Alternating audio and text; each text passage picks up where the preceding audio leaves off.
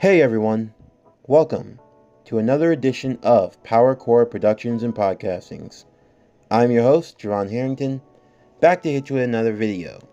And today we are going to be continuing Fire Force LIghtSpeed Rescue, Part 3, based on the Heroes of the Morphing Grid series. As always, if you're a fan of the channel and everything else that we have to offer, then please don't forget to like, comment, subscribe, share, and hit that bell for post notifications so you can stay up to date on everything that is Power Core Productions and Podcasting that's to come out now and in the future. Also, we will be doing a special 2K Q&A coming up real soon. So, if you have any questions for me or about the channel, please leave them down in the comment section below. Or if you just have a comment in general, leave that also, and I'll try to get to it as soon as possible in the video or in the future. Anyway, as we continue today's story, we see that Company 8 will now square off against the likes of the White Clad once again, as they race to get to the 5th pillar in Inca. However, will her decision be different as she sees a different side of Shinra? Also, how are the LIghtSpeed Rangers connected to the Great Cataclysm of over 250 years ago? And what role will they play as the White Clad look to create a similar chaotic event in the near future? For all this and more, stay tuned as we now continue Fire Force LIghtSpeed Rescue Part 3. Sit back, relax, and enjoy the show.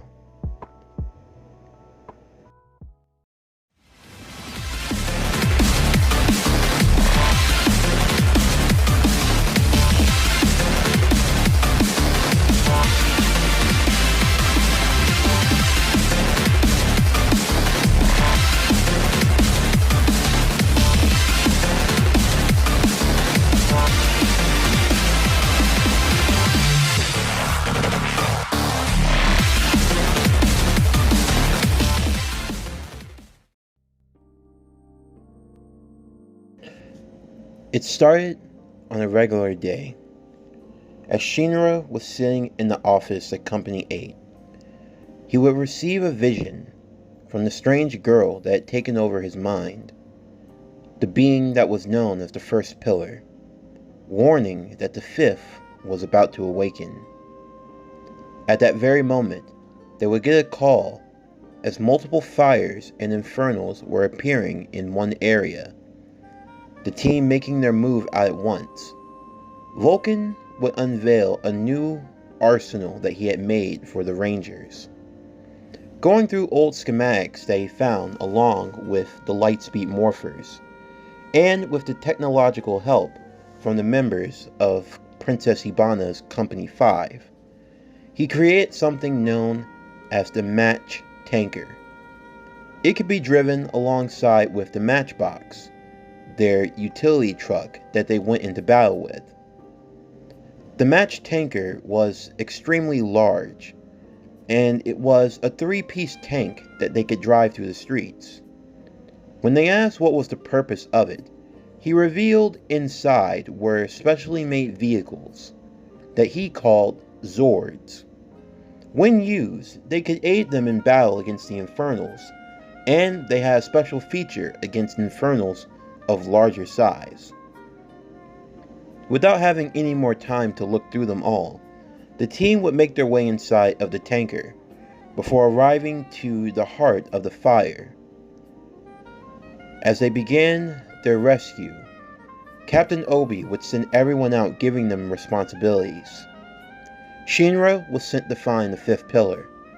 Arthur was sent to deal with Haumea, the electric user of the White Clad, knowing that his plasma blade could counter her, while everyone else would deal with stopping the growing infernals and putting out the fire. Captain Hinoa would lead his own squad as they made their way, coming into contact with an enhanced infernal known as a demon.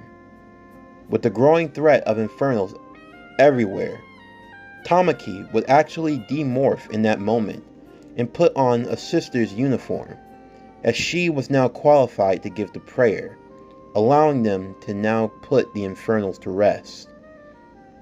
It seemed as though more and more infernals were coming everywhere. Company 8, having no choice, would call in for backup, and it would arrive quickly. Lieutenant Kareem from Company 1 with his platoon, Princess Ibana from Company 5 with hers.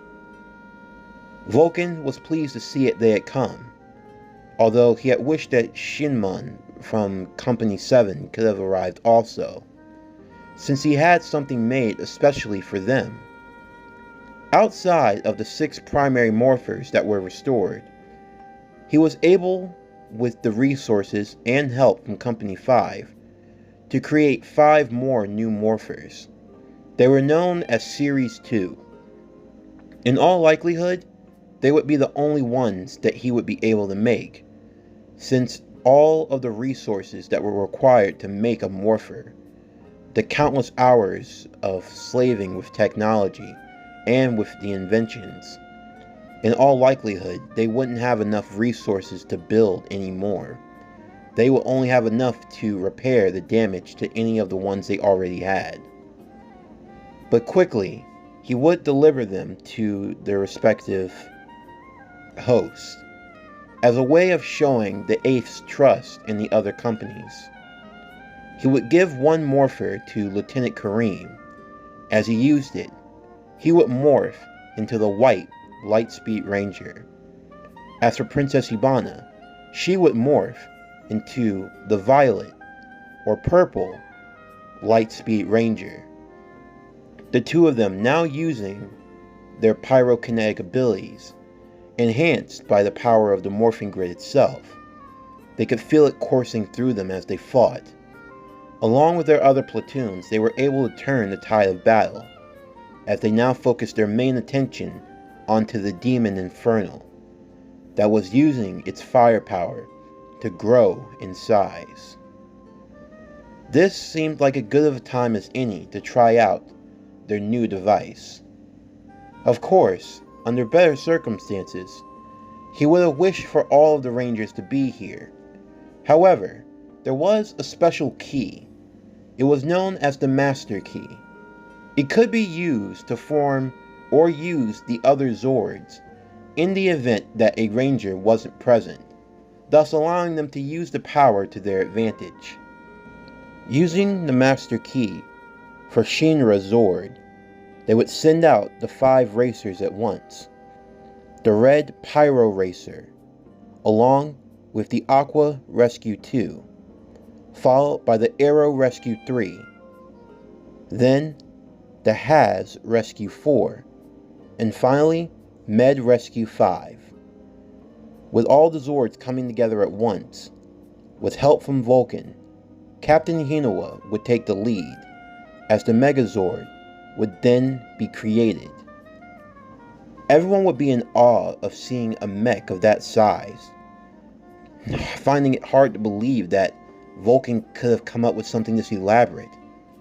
However, Vulcan would remark that it was all thanks to what he had kept protected. The schematics, the morphers, everything they needed to battle Infernals was all here. It was like this stuff had always been meant for this sort of thing. It only made them wonder even further who these Rangers were, and how were they connected to the Great Cataclysm of nearly 250 years ago.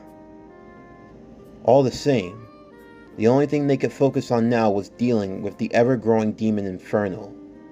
As Captain Hinawa would take his position, he would lead the Rangers into battle as they went against the enlarged demon Infernal.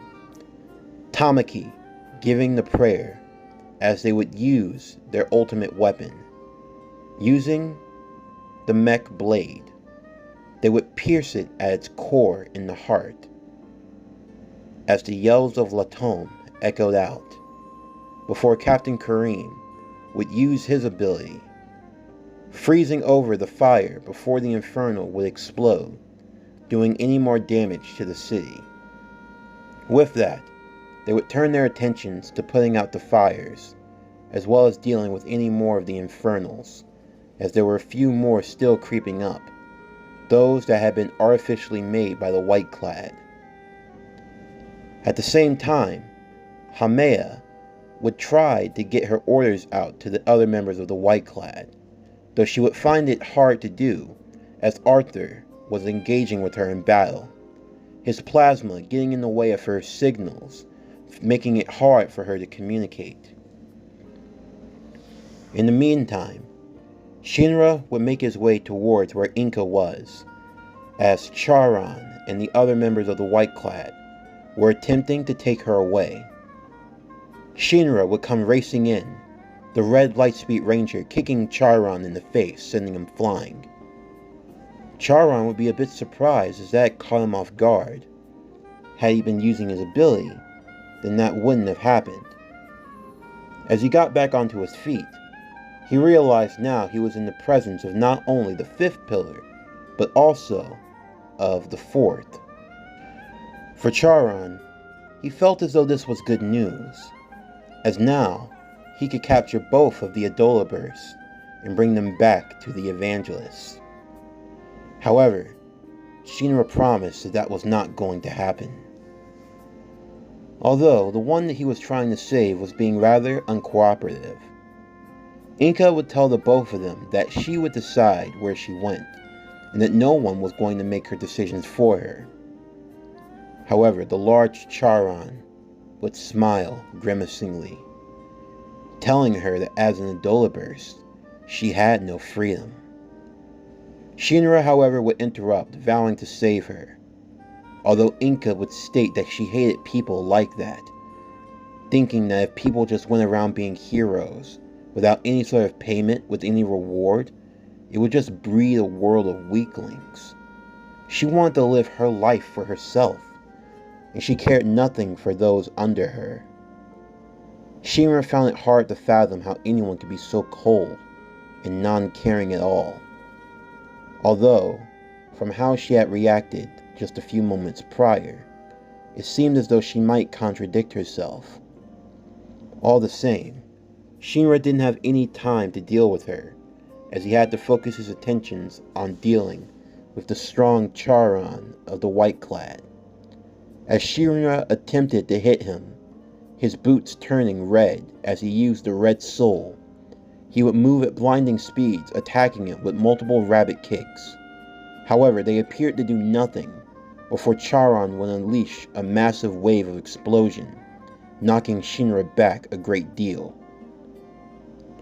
Their battle would continue to escalate, Shinra realizing that if he didn't stand his ground now, then Inca would be taken away, and the White Clad would only become one step closer to their goals.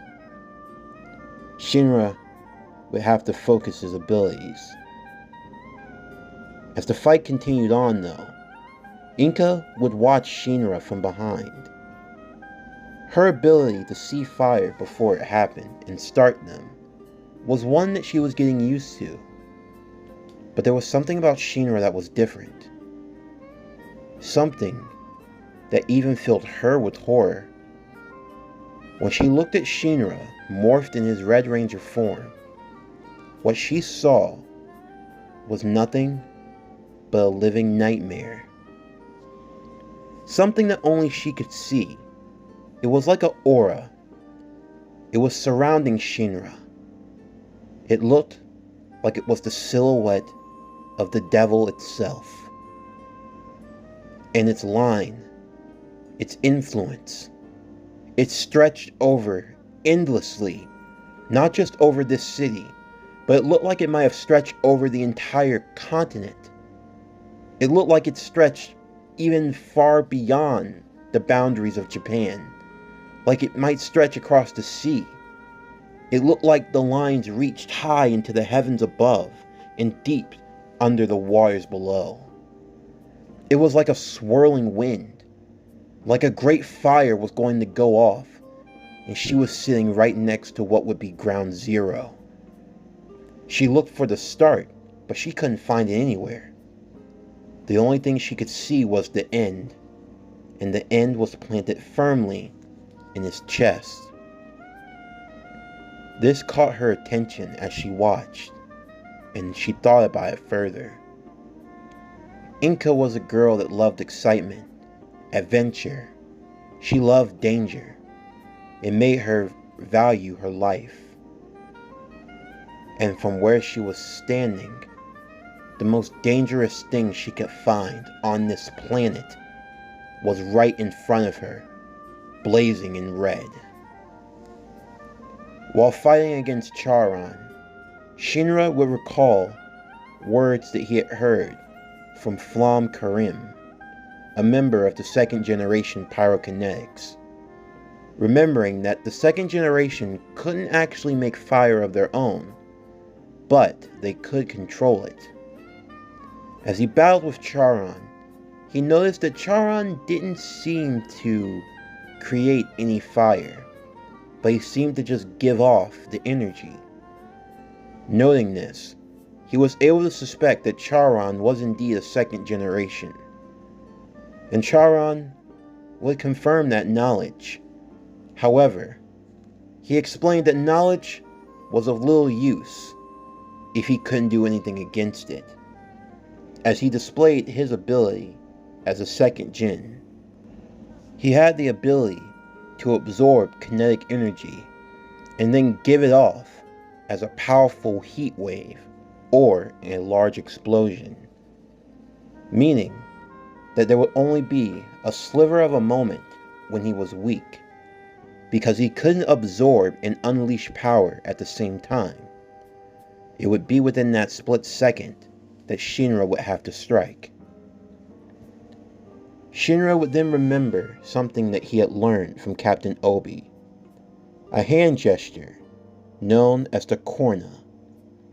It was a way of revving yourself up, of getting the blood flowing, of getting it going, when you felt like your back was against the wall and you didn't have anything else.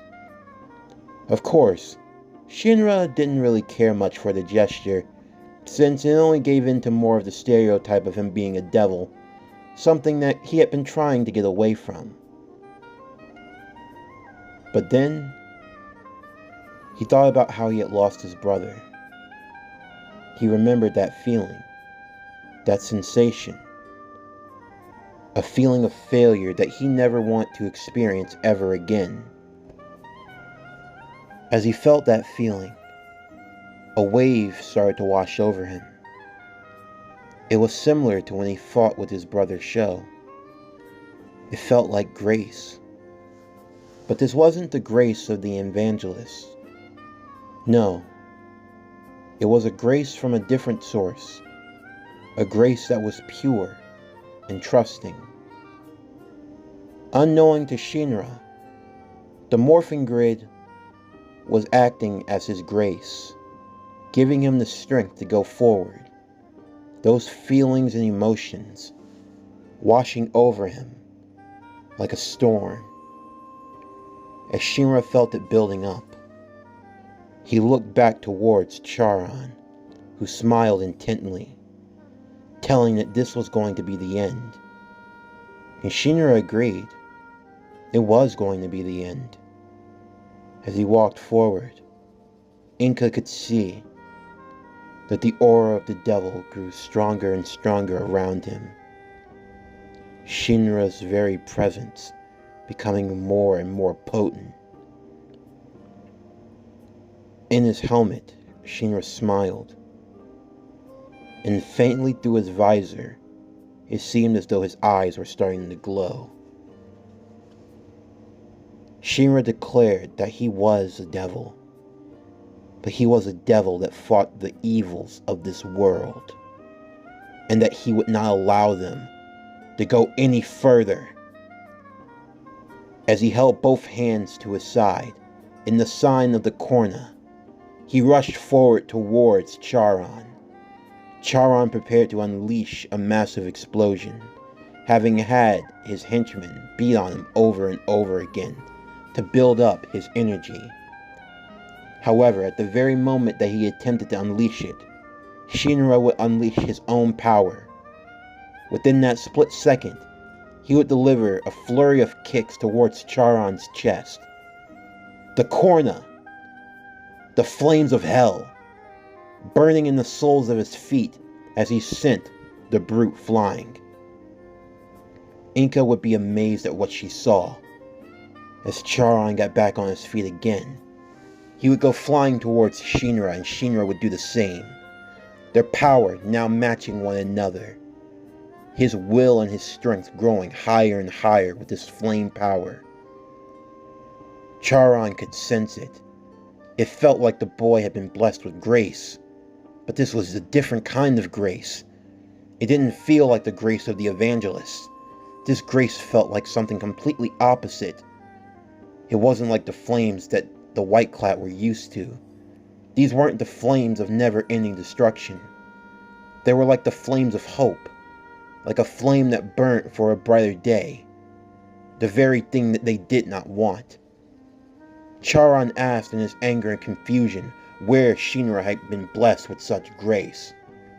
Shinra explained that it was the grace of those who had their expectations placed upon him. The expectations of him not to fail, and he would not fail. He had come too far to give up now. The white-clad had taken everything from him, his family, his happiness. They had left him stained with anger, and now he was going to unleash it upon them all. Charon called for his men once again, but before they could come to him, Shinra had taken them all out. He looked towards the brute, telling him that he wasn't going to get free power anymore, and that if he wanted some, he should come and get some from him, gesturing him forward. Inca watched as the two brutes did battle in the middle of the street. Their destruction, it was everything that she could have possibly wanted and then some. It was more than she could have ever dreamed. This Shinra guy, whoever he was, this ranger power, it was awesome. She wanted to see it, more of it. She wanted to see what he could do. She wanted to see what he was gonna be capable of doing next. She found her thrill. As she looked, her eyes falling happily upon Shinra. She wanted to see his explosion. The battle drew to a standstill. Haumea would contact Charon and order them to retreat at once, as the other rangers were making their way, and they knew they would be outmatched. Charon would have no choice but to leave. However, he warned the fifth pillar and the fourth that they would meet again, as he looked back specifically at Shinra, that they would settle things once and for all, before he went off and disappeared, going to pick up Haumea as they left, covering their tracks in defeat. As they disappeared, Shinra would demorph as he turned to face Inca. He told her that she could do whatever she wanted, but that she wasn't going to join the white-clad. No, he wasn't going to let that happen. She was about to object, but he looked at her with serious eyes, eyes that made her fall silent. He warned her not to go to the white-clad. But Inca had already made up her mind. She wasn't going to join them. No, she found something that was a lot more fun. She walked up to Shinra and placed her finger on his chest, poking at his heart. She couldn't find his starting line anywhere. His lines were all over the place, like they were all over the world. But she saw where it ended, and the end was where she wanted to be. She looked up to Shinra with a smile on her face, and she told him she would join his merry little band of Fire Force soldiers under two conditions. One, she wanted a morpher, or whatever that thing was on his wrist. And two, she wanted to be by Shinra's side at all times. She wanted to watch him closely, because his end was going to be the end to end everything, and she wanted to see it up close and personal. Shinra didn't really understand what she meant by this, but all the same, it didn't really matter. In the end, the fires were put out, and the day was saved. Shinra learned of the megazord, and he was extremely disappointed, along with Arthur. Arthur looking upon his own Zord. However, Captain Obi explained they would have to go through some basic training with Vulcan and Lit to be able to learn how to operate and drive those things before they could use them. But still, they were all the more excited. And Inca declared that she would want to join the 8th Company, and she made her demands very clear to Captain Obi and everyone else. They were a bit skeptical about it, but Shinra remarked that it was fine. As long as she was somewhere that he could see her, she would be in the safest of hands, and in the end it was better than her being a part of the White Clad. So with that, they would agree.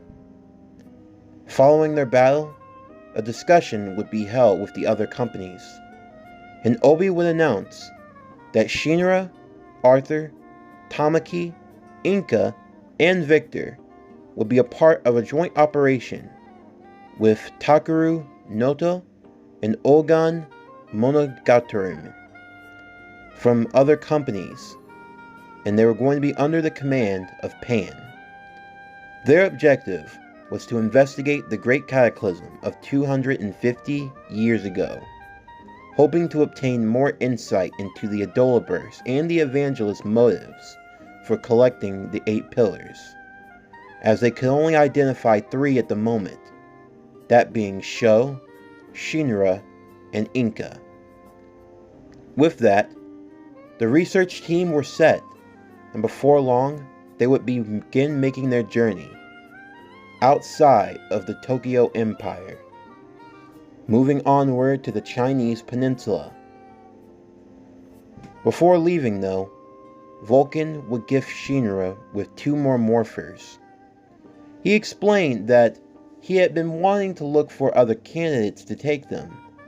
Of course, he could have always become a ranger himself, but he really didn't have that much combat experience and he preferred being the tech guy. And he trusted Shinra's judgment. Of course, Inca wanted to be a ranger, so her morpher was granted to her. She would be given Series Orange. That left only one more, that being Series Senna, or Turquoise, for a better comparison.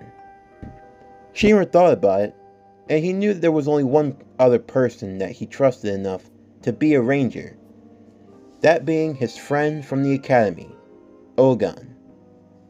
Ogan had heard about Shinra and the Rangers and their many exploits recently, and he had to admit it was pretty cool. So when he was given the offer to become a ranger, he gladly accepted. With that, they would have enough rangers for a team while they were gone, and Hinua would tell Shinra that he would be in charge of them, to lead them and to keep them safe until they got back home. Shinra promised that he would protect and watch over all of them, and they would make it back together. As Inca boarded the ship, she made sure to stand very close to Shinra, much to everyone's annoyance, as she seemed to be very clingy, but she was more observant than anything else. She could still see the aura around him, the sign that said the end. With this boy, whatever was going to come their way, he was going to be at the center of it. And as such, he had her full attention as they made their way to the Chinese mainland. This concludes Fire Force LIGHTSpeed Rescue Part 3. If you enjoyed today's video and everything else that we have on the channel, then please don't forget to like, comment, subscribe, share, and hit that bell for post notifications so you can stay up to date on everything that is Power Core Productions and Podcasting that has to come out now and in the future. Also, if you want, don't forget to leave a question or a comment for the 2K Q&A video. Stay tuned for next Monday, as we're going to be continuing What If Deku Was Iron Man? My Hero Academia Armored Adventures Part 5. But anyway, that's going to do it for the end of today's video. I'm Javon Harrington with PowerCore Productions and Podcastings. Signing off, and I'll see you next time.